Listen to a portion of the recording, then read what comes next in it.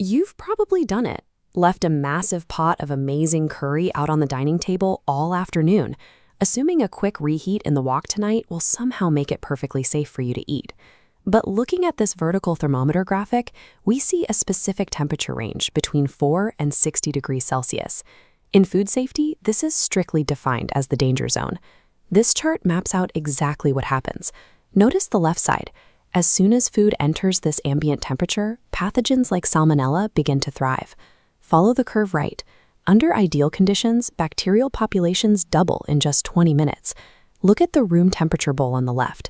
As bacteria breed, they saturate the dish with heat-stable toxins. Now pan right.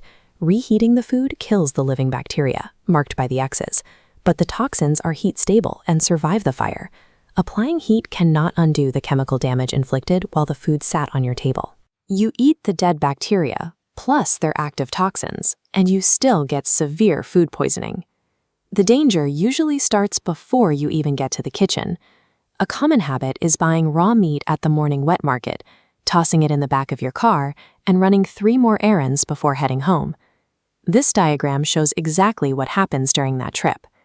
Following the upper red pathway, leaving groceries in a 32-degree car strips raw seafood and chicken of their cold temperature defense, plunging them straight into a critical danger state. Later that day, you might pull a solid block of frozen meat from the freezer and dump it in a room temperature sink to thaw while you go to work. Here is the microscopic reality of sink thawing. Look at the visual contrast in this diagram. The frozen blue core remains rock solid, but the exterior thaws almost immediately. That outer layer sits in ambient heat all day, breeding bacteria for hours.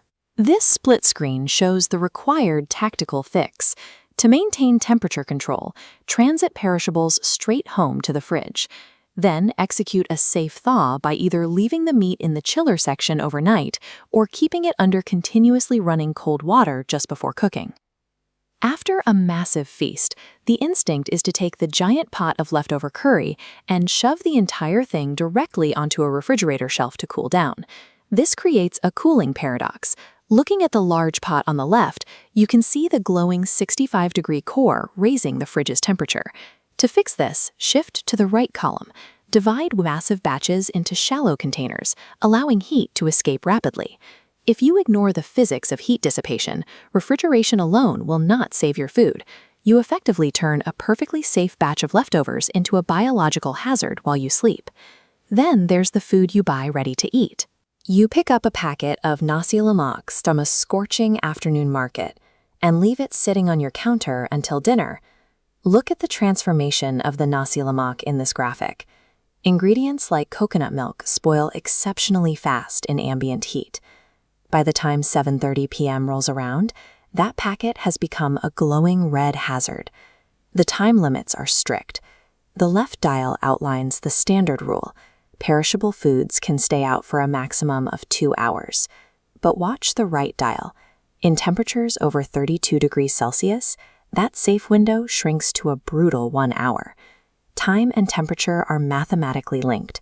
If you aren't tracking the clock, the food will enter a toxic state before you even untie the wrapper. Keeping food safe requires an active defensive posture. As shown in this Pentagon playbook graphic, you have to deploy specific temperature extremes to lock out ambient heat. First is the hot holding mandate. Notice the glowing heat element beneath this tray of curry. Hot cooked food must be aggressively maintained above 60 degrees Celsius using active warmers until served. On the other end is cold holding. See the blue protective dome forming around this sendal? Cold perishables must be continuously locked below 4 degrees Celsius by embedding them deeply in commercial ice. This matrix table breaks down the entire system. On the left are the dangerous habits: leaving food on tables, running errands with raw meat, slow cooling, and sink thawing. On the right are the blue tactical strategies required to neutralize them. As the glowing dial in this final composite shows, the danger zone is a mathematical certainty. Mastering these strict time and temperature controls is the only way to guarantee every meal you serve is as safe as it is delicious.